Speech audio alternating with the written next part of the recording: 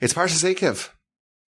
And it begins with such wonderful verses. The first 5 verses describe what will happen to us if we hearken, if we listen to the wonderful laws and statutes of the Almighty. V'haya, and it will be, if we hearken to the commandments, to the laws, and we guard them, and we perform them, well then God, He will preserve the covenant and the kindness that He promised to our forefathers. If we hearken to the Almighty, follow His laws, the verse tells us, He will do the same. He will respond in kind. He will preserve and maintain His covenant that He struck with our forefathers. And then we read these wonderful blessings that we will garner as a result. He will love us. He will bless us. He will increase us and bless our children and bless our produce and our grain and our wine and our oil and our animals, our livestock and sheep. Things will be great. We'll have prosperity. We'll have blessing. We'll have security. We'll have fertility. We'll have continuity. It will be wonderful. And the verse continues. All illness will be removed from us, and all devastation, all disease will be removed from us. And instead it will be placed upon our enemies. And we'll destroy all of our enemies, and we'll overcome and pummel and humble all those that stand before us. Our Parsha begins on a very happy note. It's a divine promise. If we listen to the Almighty and we follow His laws and we hearken to His statutes and we obey His mitzvos, we're going to have all these wonderful, terrific, desirable blessings. And what's required? What are the terms? What do we need to do to become worthy of these blessings? The verse says we have to listen to the mitzvos. Now, there's an incredible comment here in Rashi. And I think every year that we study this Parsha, we read this Rashi. Rashi notes, with a very sharp reading as he always does, that the verse does not say simply, do the mitzvos, you'll get these blessings. Instead, the verse says, V'haya Eikev tishmu, it will be on the heels of you listening and hearkening to these mitzvos that you'll receive these blessings. And Rashi, citing from the Midrash, Rashi tells us that this is not simply referring to doing mitzvos. The verse says it will be on the heels of doing the mitzvos. Says Rashi, it's not the generic mitzvos. It's not even the big mitzvos that will trigger this divine response, but specifically the mitzvos that a person tends to trample upon with their heels, the mitzvos that people view as insignificant. There's some mitzvos, Rashi is informing us, they're not as important as the big mitzvos, the major accomplishments, the major devotion and self-sacrifice. No, the simple mitzvos, the easy mitzvos, the ones that we don't view as being as important. We tend to discount them, disregard them, trample upon them with our heels. Says Rashi, or says the verse, Rashi interprets the verse, if we fastidiously observe those mitzvos, the underappreciated mitzvos, then we will become deserving of all these blessings.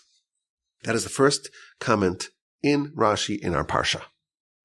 And of course, the question is glaring. It's obvious. We know that the Almighty typically works with a system of tit for tat. Reward is commensurate to what we did to achieve that reward. If someone does a small mitzvah, well, the reward should be a small reward. Small deeds yield small rewards. But here, the way Rashi interprets this verse, it seems like the small mitzvah, those underappreciated mitzvahs that people tend to trample upon with their heels, they yield outsized rewards. And the question that all the commentators raise, and we've spoken about this many times on previous Parsha podcasts of Parsha's Eikev, they ask the question, why is there a discrepancy? Why are we getting such wonderful rewards specifically for doing the small mitzvahs? Maybe if we did the major mitzvahs, then the Almighty will give us the reward. That I get. But here we're told, you do the minor mitzvahs, the small mitzvahs, the seemingly insignificant mitzvahs, the mitzvahs that are so underappreciated that people tend to just disregard and trample over them. You do those mitzvos, then you will become worthy of all this incredible reward. And if you listen to some of the other episodes we've done on this Parsha, you know that we've spoken about this in the past. And we spoke about humility. You do a big mitzvah. You feel good about yourself. Look at me. I'm special. I'm righteous. I'm elevated. I'm a good person. I worked so hard to serve the Almighty in this world. You get an inflated sense of self-worth. And you begin to feel superior to other people. A big mitzvah, a major mitzvah, a mitzvah that everyone realizes is important, that can potentially engender haughtiness. You feel like you're a better person now. You are aloof, towering over your peers. You can end up losing more than what you gained by doing the mitzvah. When someone does a small mitzvah, it's not so important. They give a little charity, they do a little Torah study, they do a little mitzvah, a little prayer, a little kindness, whatever it is. It's no big deal. Okay, but you don't feel better about yourself. You don't walk around with this inflated sense of importance that look who I am. I'm so important. I'm so special. Those minor mitzvos, it's not going to have that haughtiness. That's one idea that we've spoken about in the past. Alternatively, we've also addressed in the past that maybe doing small mitzvahs, doing small deeds, making small incremental slow changes, that is a way, it's a tactic, if you will, of progressing in your spiritual agenda without raising the ire and the backlash of the Yetzer Hara. Growth, ascending the ladder of spiritual greatness can be described as encroaching upon the territory of the evil inclination. And if you push too hard, you're going to arouse a very harsh backlash from the Yetzer Hara. And instead, we speculated in the past, my grandfather, blessed memory, spoke about this at length. Instead, he tried to ascend the ladder, but one rung at a time, and without fanfare, without trying to call attention to yourself, furtively ascending the mountain, ascending the ladder of greatness. My grandfather, blessed memory, used to tell of the story after the 6-Day War, when the Israeli army was in Egyptian territory, he was flown in to go give lectures and discourses to the Israeli soldiers. In that war, they experienced such incredible miracles. Everyone thought that the nation was doomed, that this Zionist experiment was over after 19 years. These better funded, better armed enemies were going to simultaneously attack Israel from all sides and going to overwhelm the Jews, shove them into the sea. That was the anticipation before the war. And there was a stunning victory. 6 days, they just triple or quadruple even, the territory of this small state, and such stunning victories. So a lot of people were so moved by the experience that they determined that this is miraculous. And they concluded that there must be a God. And there was receptiveness to the ideas of faith. My grandfather, blessed memory, was flown in to go speak to the troops in Egypt. And he was flown in on an army plane. And when they got to Egyptian territory, the plane started flying very, very low, just a few meters above the ground. And my grandfather asked the pilot, is there something wrong? Is there a malfunction in the plane? And the pilot says, no, we're in Egyptian territory now.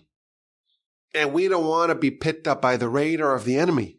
And we don't want to get shot down. So we're flying so low that the enemy radar cannot detect the Israeli jet. So my grandfather, blessed memory, said this is an incredible lesson. He wrote this in one of his books. When we're trying to grow in our spiritual life, we're encroaching upon our enemy's territory. And if you want to do that properly without getting shot down, you got to fly under the radar. You can't push too hard.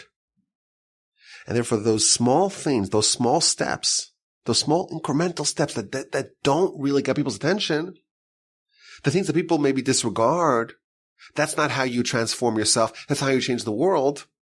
The things that people trample upon, that is the real path to growth. Things that won't get you any attention, that slow incremental improvement across all fronts, that is how you actually progress. And that's what's going to engender all these blessings, because that's what's going to lead to changing you as a person and making you worthy of all those blessings. Now, as we're going to discuss, this is something that even though I know it's true, I kind of struggle with it. Because I like the idea of big, bold, audacious moves, these big changes, this gobbling up more than you can chew and keeping on chewing until you can swallow it. This idea of small, steady growth, making a big impact, even though I know it's correct, and I understand that's what our sages are telling us. Nevertheless, I'm kind of the persuasion that I like the big, aggressive, and bold moves. But this is a common Rashi tells us that the impact of the small steps, it's very significant, and that is what's going to lead to all these blessings. And when I read throughout the Parsha, I found this theme in a few other places. And it's kind of often that you see that the first comment in Rashi, it's actually a theme that's strung throughout the Parsha. We see this a lot throughout the Torah. So I want to suggest some other angles to this idea that's featured in the first Rashi of the Parsha, that the small mitzvahs, those mitzvahs that you trample upon, that you tread upon with your heels, that's what makes a big impact in a way that you would not have otherwise imagined. If you continue reading in chapter 7, the very beginning of the Parsha, it describes the conquest of the land. The verse tells us, when you shall say in your heart, oh, these nations, these Canaanite nations, these 7 Canaanite nations and these 31 Canaanite teams, they're so big and they're so vast and so powerful. How can I possibly overwhelm them? How can I conquer their lands? The verse tells us, don't be scared of them. Remember what they might did to Pharaoh, to the Egyptians, all the miracles, all the wondrous deeds that the Almighty performed, the signs and the wonders and the strong hand, the outstretched arm. Remember the Exodus. The deck was stacked against us in that conflict. Egypt was the world's superpower, and who are we? Just a band of slaves. But look what God did to them. And what God did to the Egyptians, that is what he will do to these nations. Furthermore, the verse tells us, God's going to send a plague to attack those Canaanites. Don't be scared of them. Do not dread them. God's in your midst. You have that ace up your sleeve. This great and awesome and all-powerful and omnipotent God. He's on your side. Don't worry about these other nations. And the verse says something very interesting. Verse 22. God's going to help you in this war. And he's going to dispossess these people, these Canaanites. But he's going to do it little by little, very slowly. It's not going to be instantaneous. It's not going to happen all at once. You're not going to get rid of them in one shot, in one fell swoop. Because if you do, and the wild animals will fill the vacant land, and they will overwhelm you. This verse 22, is telling us that the conquest of Canaan, yes, it's going to be aided by the Almighty. The Almighty who helped us defeat Egypt, he's going to help us defeat these Canaanites. But it's not going to be instantaneous. Instead, it's going to be slow and gradual. And the verse continues, God will deliver them to us, and we'll throw them into panic until they're wiped out, and their kings will be delivered to your hand. Destroy them. No one's going to stand up to you. and make sure you take their idols, their pagan deities, destroy them. If they're made of gold and silver, don't desire it. Don't get caught up into their idolatry because you could be ensnared by it. Don't take it to your house. You should destroy it. You should reject it. You should repudiate it in every possible way. But here in verse 22 of chapter 7, there's a counterintuitive point. Yes, you're going to have the Almighty on your side, and you're going to defeat them thanks to his help in the way he helped you defeat the Egyptians. But it's not going to be overwhelming. It's not going to be instantaneous. No, if the Almighty were to dislodge all the Canaanites all at once, there's going to be some negative consequences. Some negative and unanticipated consequences. The Almighty is aware of that. He doesn't want those wild beasts to fill the land, and therefore it's going to happen slowly and gradually, me'at, little by little. As they say, nature abhors a vacuum. Now the land is possessed by the Canaanites. If you remove them instantaneously, that vacuum will be filled by those wild beasts, and therefore it's not going to happen instantaneously. It's going to happen slowly but surely, slowly and gradually, incrementally, step by step. Perhaps we can suggest that there is a parallel between this description of the conquest of the land and our pursuit, and anyone's pursuit really, of advancement in their spiritual agenda. To grow as a person, to grow as a soul, to advance in your spiritual pursuits, that's like a war of conquest. And just as the conquest of Canaan has been done slowly and gradually, when you want to upgrade yourself, when you want to transform yourself, that also must be done slowly and gradually. Why not a blitzkrieg? Do it all in one day. You remember what happened when they invaded Iraq for the second time? It was shock and awe. That was the plan. But it didn't work out. And I think there's an insight here into why something like that doesn't work out.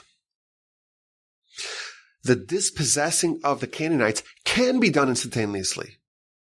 But that's only half of the conquest. To eradicate the enemy fast is doable. But eliminating the enemy is only one part of the equation. You have to populate the vacated territory with elements that you are desirous of. So yes, you can clear out the Canaanites right away, but unless it's done gradually, the land will be filled with the wild beasts of the field, and that will be worse. What the verse is telling us is that conquest, it's not just about removing the enemy, it's about supplanting the enemy, replacing them with something that is desirous.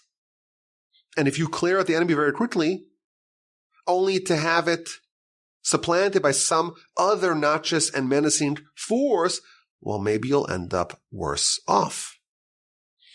I want to perhaps suggest that this maybe can serve as a useful framing for the idea in that first Rashi. He's talking about mitzvos, and he's telling us that there's major mitzvos, and there's minor mitzvos that people tend to disregard. They don't view it as important. They trample upon it with their heels. If we liken our pursuit of spiritual greatness, our war, so to speak, against the Yetzer Hara, to this description of how the conquest of Canaan must be done, we can perhaps suggest that the model of the conquest of Canaan should be followed. We want to clear out the enemy. We want to remove the Yetzer Hara, so to speak, from the holy land, from the sacred territory, from our hearts and soul. We have the Yetzer Hara squatting within us. We need to eliminate it. How are you going to do that? So you want to use a shock and awe system. It will seem to yield phenomenal results. And you could give bombastic speeches under a mission accomplished banner. But the fighting will continue. And that celebration will prove to be premature. And eventually you'll have to flee that territory because you weren't smart and you weren't shrewd and you weren't calculating in how you went about conquering it. Perhaps this is another angle to this idea, to the importance, to the centrality of small steps, of small mitzvos, of mitzvos that you trample upon, mitzvos that you disregard. It's very important. It's critical in our ladder of ascent to greatness. Now, the truth is I'm lingering on this point. I know we spoke about this in the past. I know it's true, but I kind of sympathize with the other side. I like the shock and awe. I like the 30-day shred. I like that Nazir yeshiva that we talked about in the past.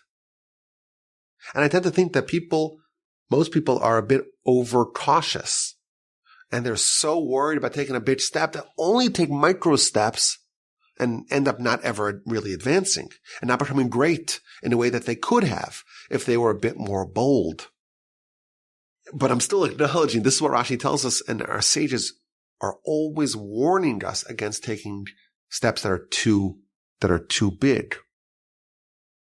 My grandfather, blessed memory, used to always say that a festival, we have lots of festivals in our calendar. We've got Sukkot and Pesach and Rosh Hashanah, Yom Kippur and Purim and so on.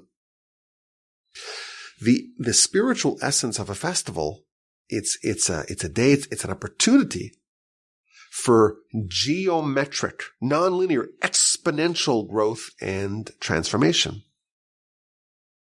So if you're looking for a safe and effective model for this sort of transformation, that's what a festival is. It's a time of rapid change, rapid conquest of enemy territory in a way that endures, in a way that proves to be lasting. And I want to just tell you that everything I've ever heard on this subject, it was always on the other side of the debate. And I'm convinced that it's correct, but I sympathize with the other side very strongly. And I'm always looking for systems, for conventions of rapid transformation, of those quantum leaps up the ladder, those big steps, not just the minor steps, small, incremental, we'll get there eventually. The Talmud tells us 3 stories of people who were not righteous, who were unremarkable in their spiritual standing, who became elevated, who catapulted themselves to the highest level, to the highest acme in one moment, with one action, with one deed.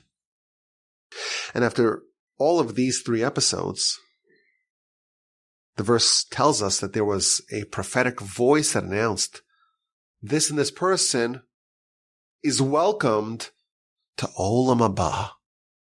They're part of this very exclusive group of people that merit Olam Haba.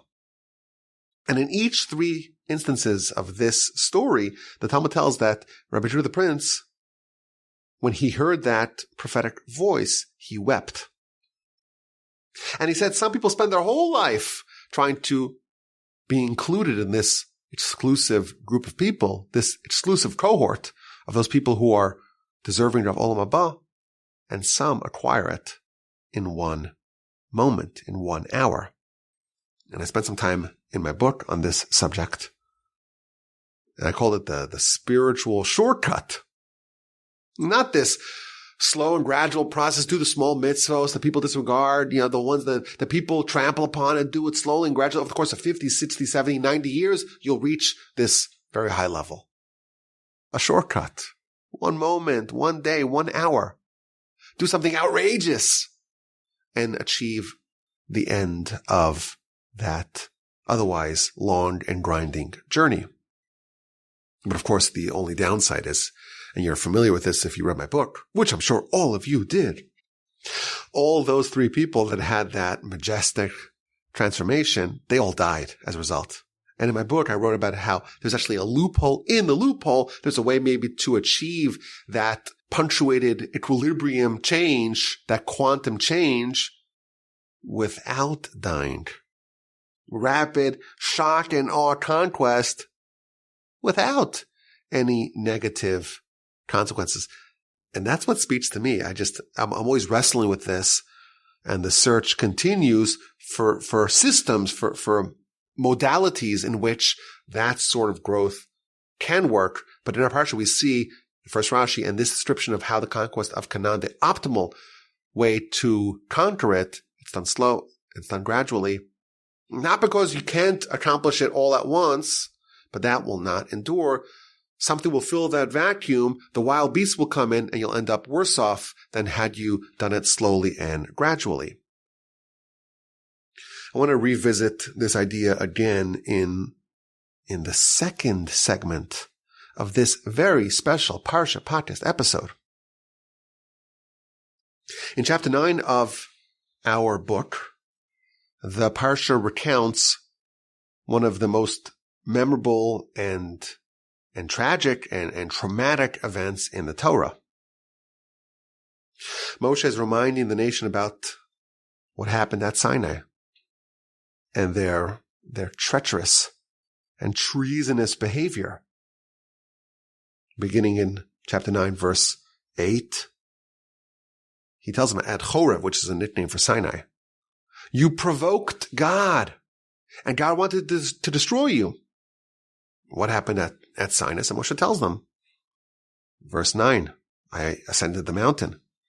I wanted to get the tablets of stone, luchos avonim, luchos abris, the tablets of the covenant.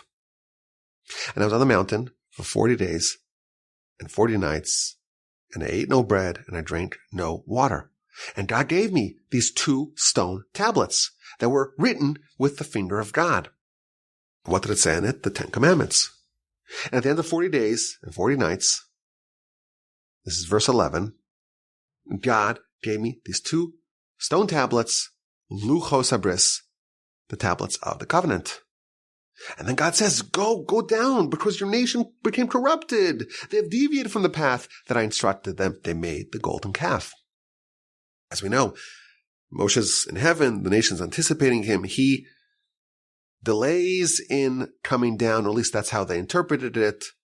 And they get Aaron to make the golden calf, and they begin to celebrate. And Moshe comes down with the tablets. And this is described, of course, in chapter 32 of Exodus, and it's revisited over here. Moshe will remind the people it's been 40 years. But don't forget this. It's very important for you to remember what happened. And Moshe tells us what happened in heaven. God tells him, I want to destroy this nation. They're a stiff-necked people. Let me destroy them. Let me erase their name from under the heaven, and I'll make you a great nation.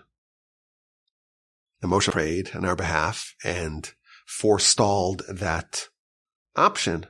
I descended from the mountain, and the mountain's still aflame and fire. I'm still carrying those 2 tablets of the covenant, and I see the golden calf. And I take these two tablets, and I throw them from upon my hands, and I break them in front of your eyes. And I prayed for 40 days and 40 nights. Again, bread I did not eat. Water I did not drink. Moshe is telling us the events of the sign of revelation. Of course, you have the actual sign of revelation. Then Moshe goes up to heaven, and the nation's left without Moshe. And while he's in heaven, getting the tablets, getting the Torah, the nation is down below. They're waiting for him. And this terrible event happens. They do the golden calf. Moshe comes down with the tablets and shatters the tablets before their eyes.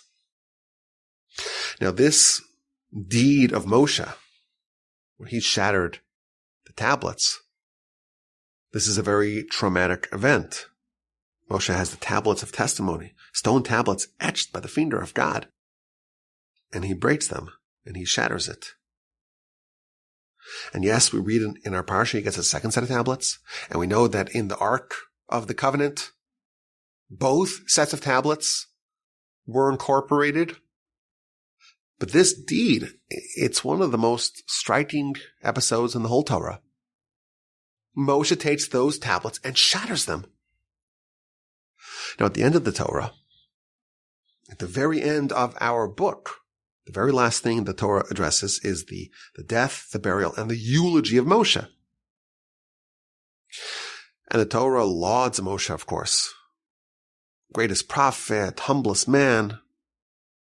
And the very last verse of the Torah, it describes the great might and awesome power that Moshe displayed le'enei kol Yisrael, in front of the eyes of all of Israel. What did Moshe do in front of the eyes of all of Israel? That's in our Parsha, chapter 9, verse 19. He broke the tablets in front of the eyes. Le'enechem, I broke the tablets. I shattered the tablets in front of your eyes. What is the crowning achievement of Moshe? The final crescendo of the Torah in general, but of the Torah's eulogy of Moshe? It's this event that he shattered the tablets in front of the eyes of the whole nation. That's the peak. That is the apotheosis of Moshe's greatness.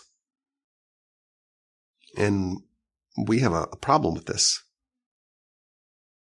Why is this an appropriate thing to do? And why is this the greatest thing that Moshe ever did? Like, what's the justification of doing it? God gives you stone tablets, tablets of the covenant, as the verse calls it. And you break it. In our worldview, anything that you have from God it's a gift from God. You shouldn't destroy or disregard anything that God gives you. Jacob endangers his life to go save those judges on the other side of the river, as we recall from the book of Genesis. Why? Because it's from God. God gave this to me. There must be a use that I need with these judges. And the tablets, they are the greatest physical gift that God ever gave humanity. This is the pinnacle of Sinai, the goal of Sinai. Moshe says it, verse 9. I went up to the mountain for 40 days and 40 nights and didn't eat bread, didn't drink any water. Why? To take the stone tablets, the tablets of the covenant. And that's the goal. That's what he's there to do. And he gets it. And he shatters it. So, of course, I have to preface, this is a very lofty and deep subject.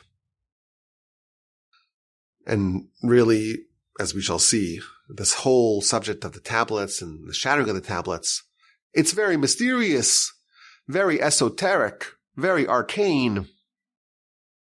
But one of the ideas behind Moshe's decision to shatter the tablets is that he did that to save the nation. You cannot have a nation that simultaneously is dancing around the golden calf and also has tablets etched by the finger of God, tablets of covenant. Those two are just not compatible. It's incongruent or incongruent. They don't jibe. And why don't they jibe? Now, again, there's all sorts of angles to this. Anything that deals with the tablets is in the domain of Sisrei Torah, the secrets of Torah. The tablets are secrets. And the Talmud tells us that Moshe's decision to destroy the tablets was one of the 3 unilateral decisions that he made. He made it on his own, and God acceded to his decision. Just to get a sense of what secrets we're dealing with over here, the shattering of the tablets.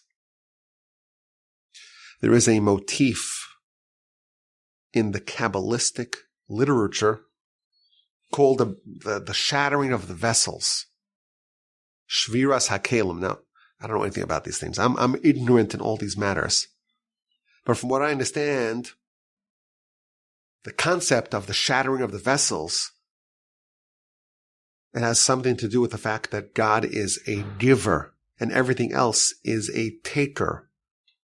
Everything literally everything else besides for God is a creation of God, and thus is a vessel to receive, so to speak, God's light. It's a vessel that absorbs the light, the influence of God. And I'm not claiming to understand what this actually means. But the concept, as I understand it, is that God created vessels, but they weren't able to absorb the light, and they shattered. And God created worlds upon universes that were all created and were destroyed because they were shattered. And on that canvas, our existence, our world, our universe was created and on some dimension can absorb that light.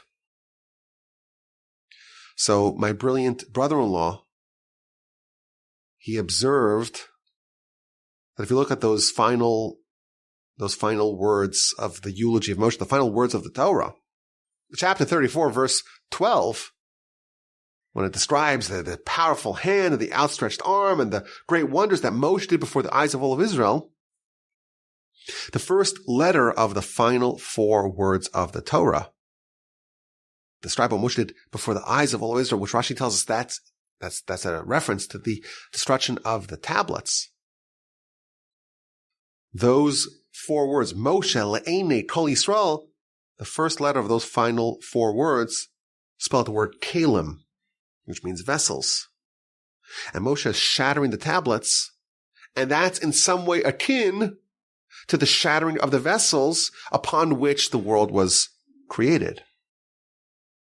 And by the way, what happens if you continue reading after the end of Devarim, after the end of Deuteronomy, after the end of Torah? What's the next words that you read in the Torah? You start from the beginning.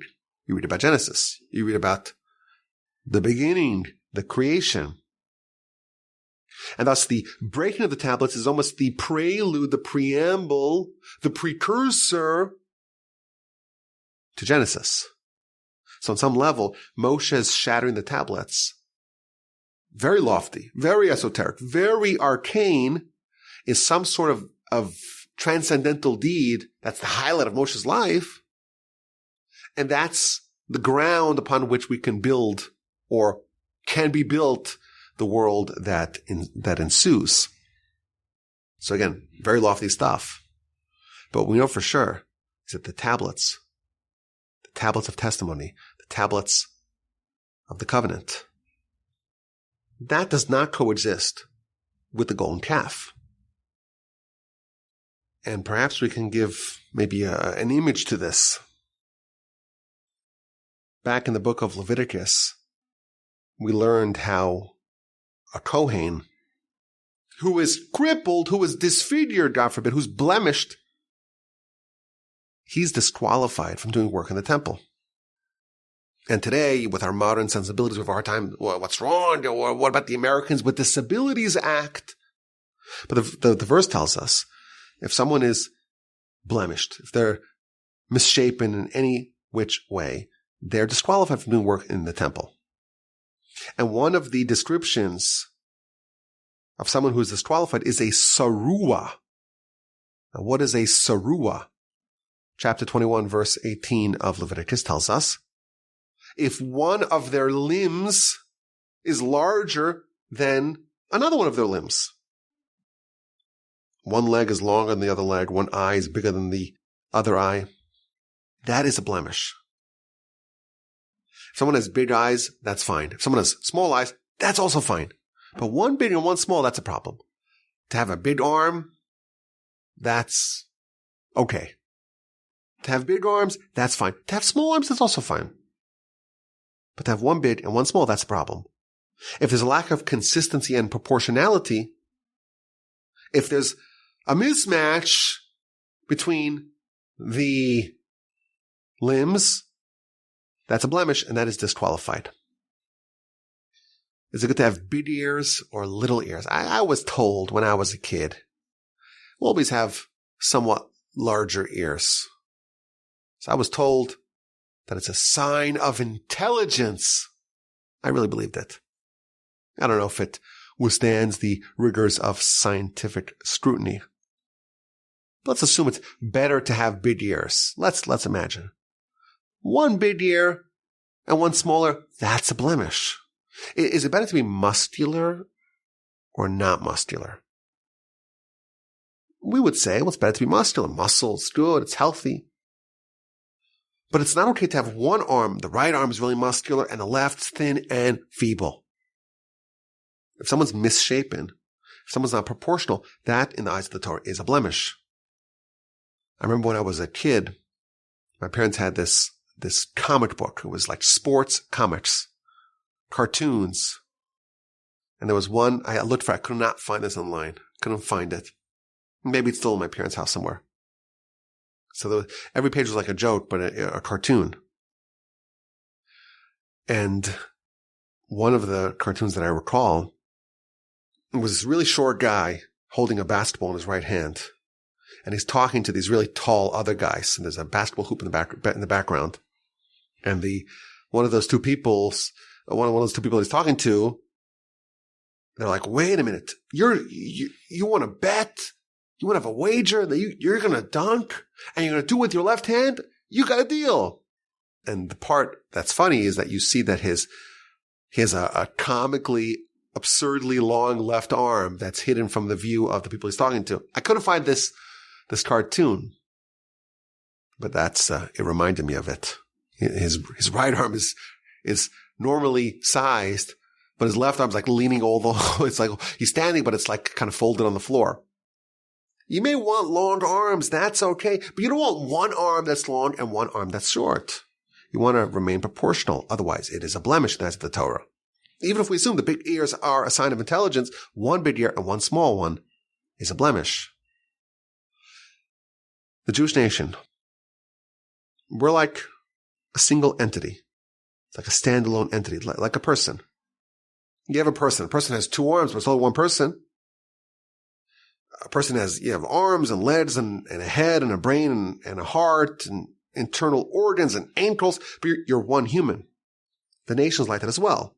There's 12 tribes, but it's one entity. There's 600,000 souls, but it's one entity. There's all sorts of different people that make up this nation, but it's one entity. Moshe, perhaps, is shattering the tablets in order to maintain proportionality within the nation. The nation can exist, notwithstanding the fact that they made a golden calf. But they cannot continue to exist if they have both a golden calf and tablets that they got from God. If it's that lopsided, they have such righteousness on one hand and such wickedness on the other hand, that's a problem. Golden calf and tablets. That's a blemish. And that is disqualifying. So what does Moshe do? He takes the tablets and he shatters them. And thereby ensures that the nation can endure. Yes, they're flawed, and yes, we have to address the problem. But there's proportionality now amongst the people. They're not lopsided anymore. And this idea, perhaps we can offer it as yet another way to understand that first Rashi.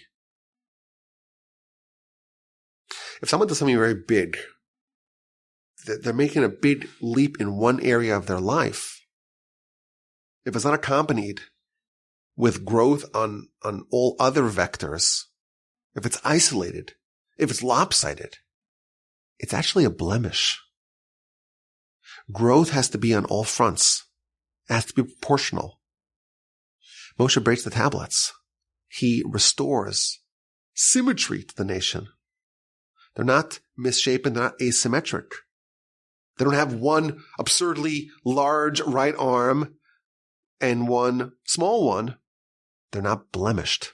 It's better to have two weak and small and spindly little arms than to have one incredible element that doesn't match the other side.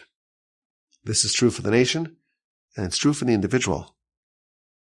One outstanding quality, one big mitzvah, one big quantum leap, surrounded by other things that are not quite on that same level, that's a blemish.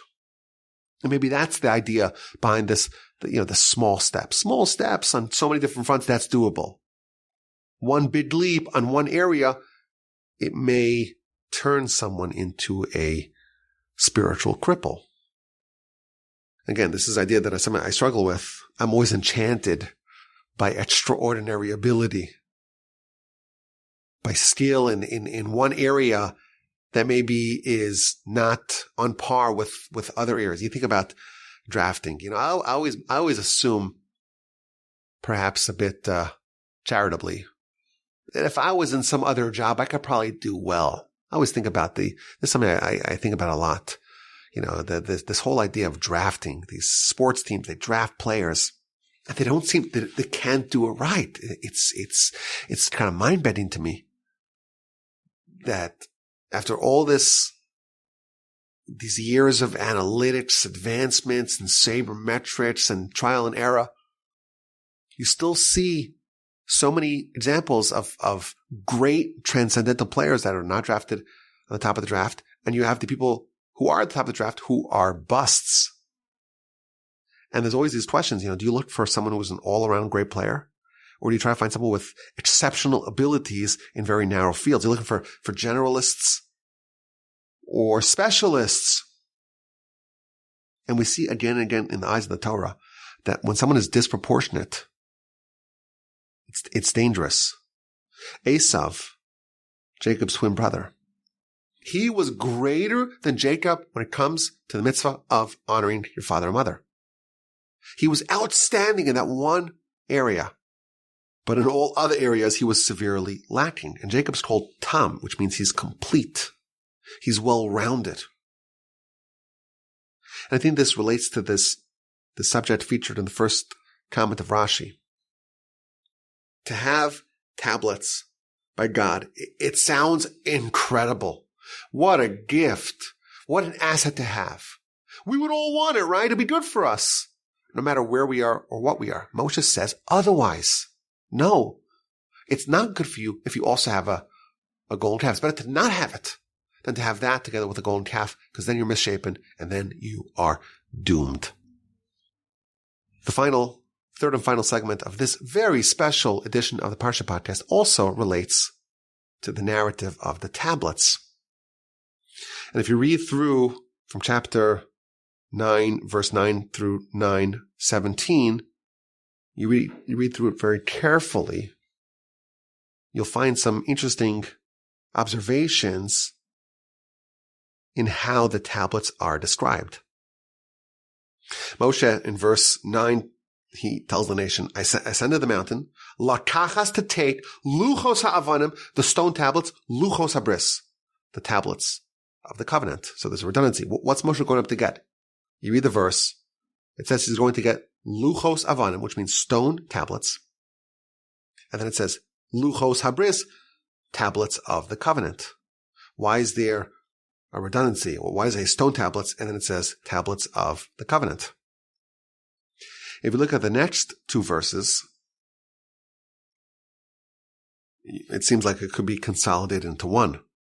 In verse 10, it says, God gave me the 2 tablets of stone. By the way, here it's not described as tablets of the bris, luchos habris. It's described just as tablets of stone that were etched by the finger of God. And upon them, it says all the words that he spoke, the 10 commandments. And then verse 11, it says, it was at the end of 40 days and 40 nights, God gave me these 2 stone tablets, and now they're called not just stone tablets, they're called tablets of covenant. So again, these 2 verses, it describes the giving of the tablets, and it does it twice. It seems like it's a bit redundant.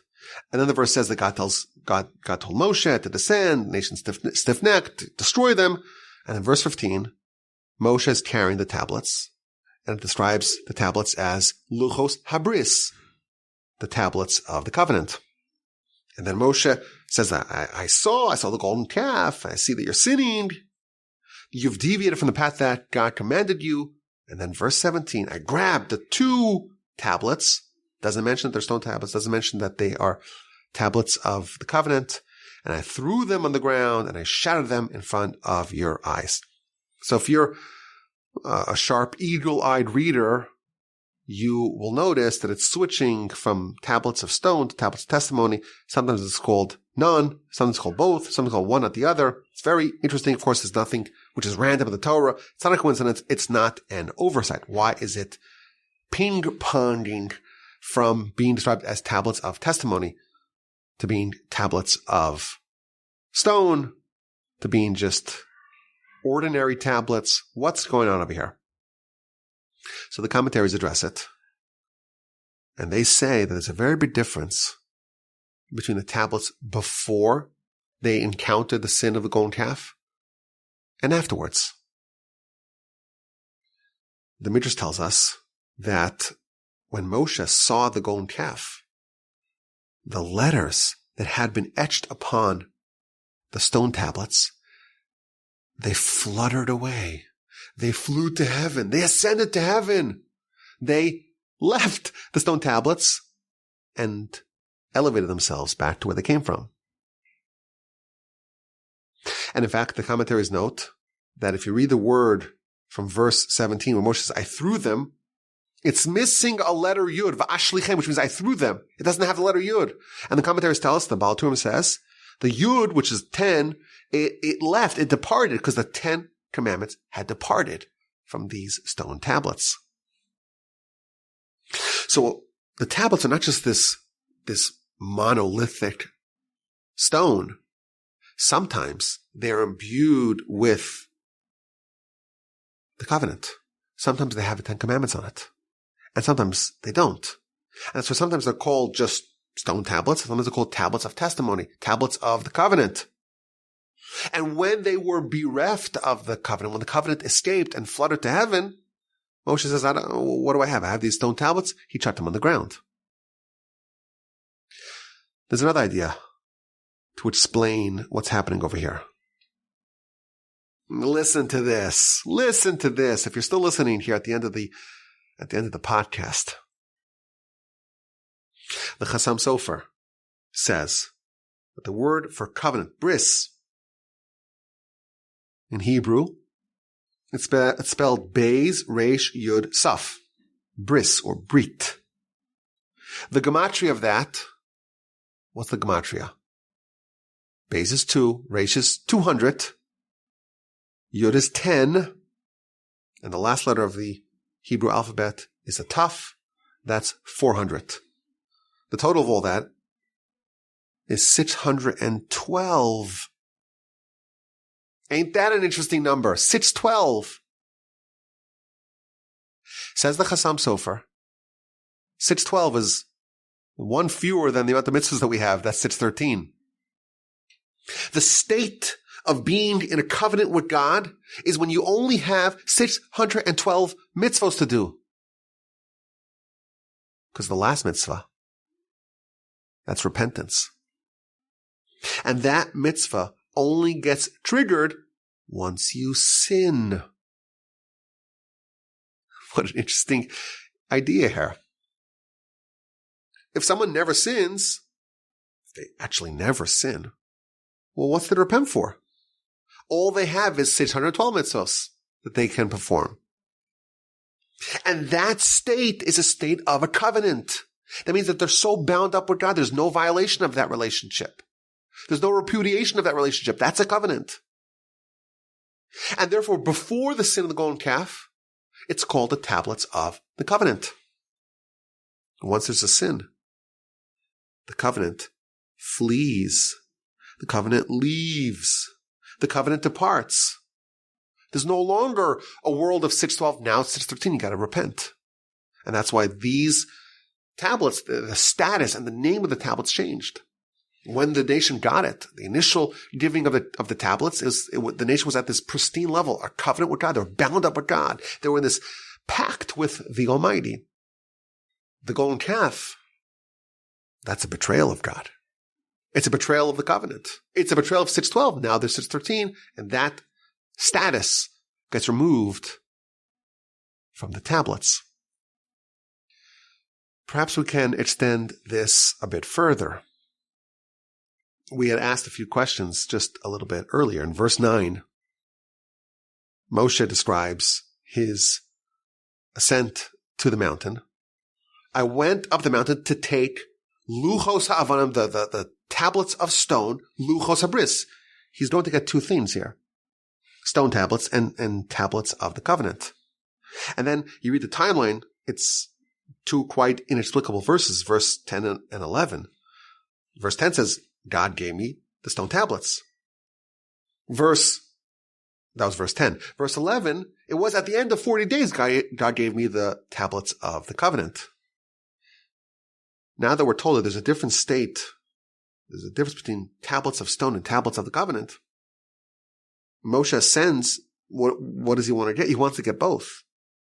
That's why in verse 9 it says, I want to get both the tablets of stone and the tablets of the covenant. Luchos ha'avanim, luchos habris. He went to get both. When he arrived, verse 10, he got the stone tablets. And what was he doing there for 40 days? 40 days, there was this process of infusing into those stone tablets whatever made them into tablets of the covenant, into luchos habris. There's two themes here. There's two entities in these tablets. At the initial inception of the 40 days, they're simply stone tablets. At the end of the 40 days, they've been upgraded to tablets of the covenant. And what was lost with the sin of the golden calf? Whatever is the difference, whatever it means, the tablets of the covenant, that was removed, and all that was left is just the stone tablets. Similarly, our sages tell us that when the temple was destroyed, it was God throwing his wrath upon wood and stone.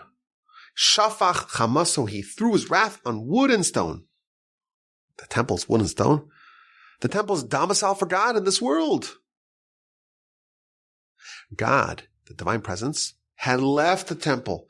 All that was left is wood and stone, just physical entities, a building, an edifice with vessels, lacking the divine presence. In our eyes, you look at the temple, it would appear to be the same thing. It's a building, it's got lots of different parts of the building, lots of wood, lots of stone, lots of vessels. And in our eyes, we couldn't discern between a temple, that's a domicile for God, and just a building of wood and stone. That's what happened. God removed his presence. He removed what made a temple, the temple, the Beis Hamikdash, made it the temple, and all that was left was wood and stone. Similarly, we have the stone tablets and the tablets of the covenant. On the surface, they may appear to us to be identical, but one is stone tablets and one is tablets of the covenant. And when Moshe sees the golden calf, whatever made these tablets covenant tablets, it fled. It fluttered to heaven. And all that was left were the stone tablets. And that he shattered.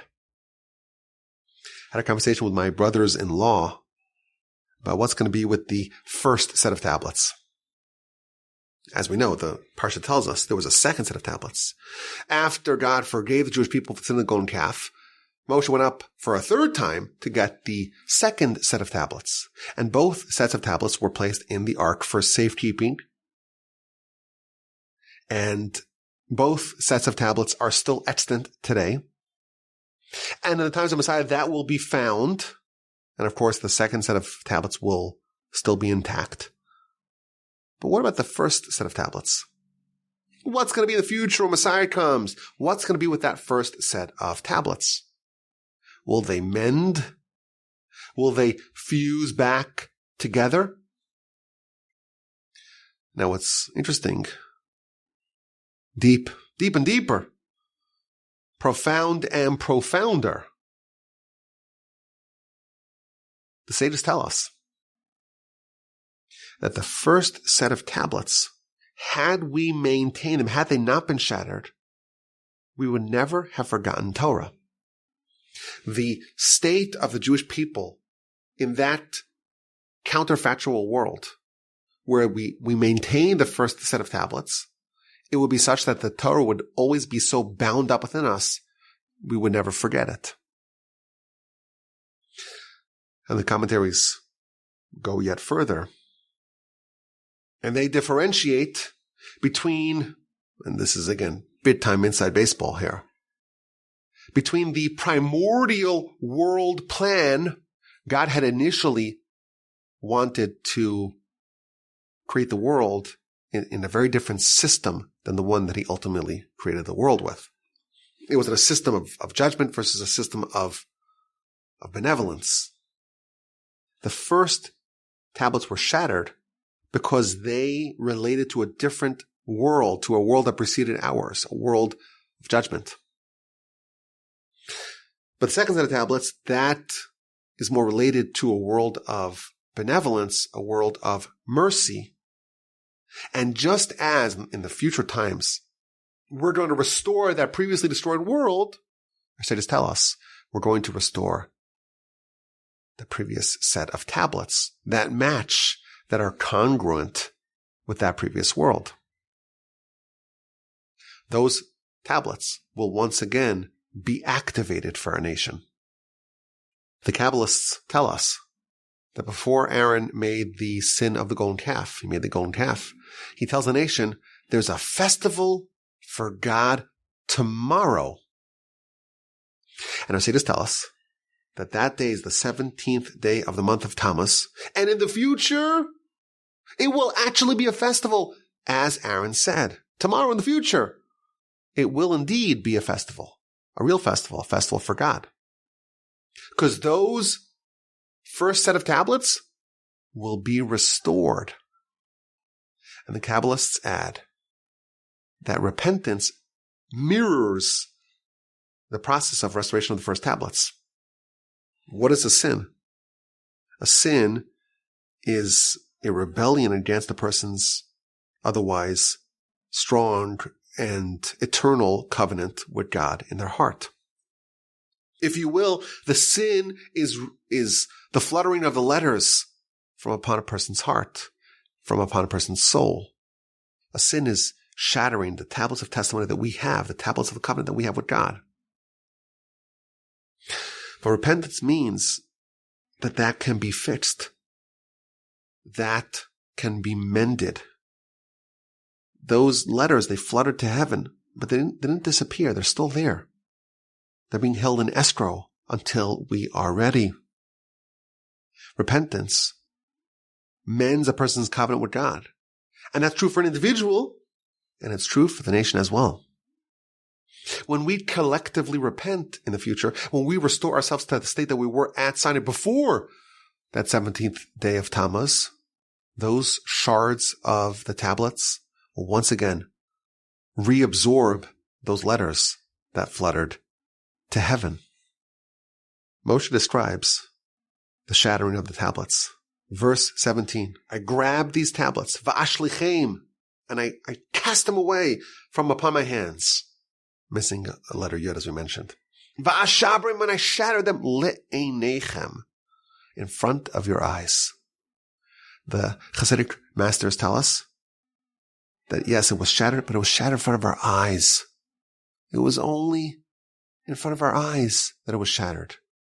In reality, on some dimension, on some extent, on some realm, they are still intact. And please God, they're going to come back if and when we are deserving. So there's something to look forward to. If we're fortunate to be part of that renaissance, of that mending of the first set of tablets, of that mending of the heart of our people, may it happen speedily in our days. May we have not just the tablets of stone, but also the tablets of the covenant. We hope that we're fortunate to partake in that future world. But we have now, with the help of the Almighty, 4 years of this street in the books. And please God, we will be able to study many, many more weeks and parshios and cycles of the Torah together in good health and in great spirits. I appreciate all of y'all. I love all of y'all a lot. And thank you for listening. And if you made it to the end, I salute you. I applaud you. Keep it up. Kudos. Bravo. Send me an email, rabbiwolbe@gmail.com. Thank you for listening. Have a wonderful day. Have a sensational rest of your week. And an uplifting, invigorating, inspiring, enlightening, enthralling Shabbos upcoming. And please God, with the help of the Almighty, we will embark on year 5 of our streak. Next week, this is the Parsha podcast. My name is Yaakov Wolbe. Send me an email, rabbiwolbe@gmail.com.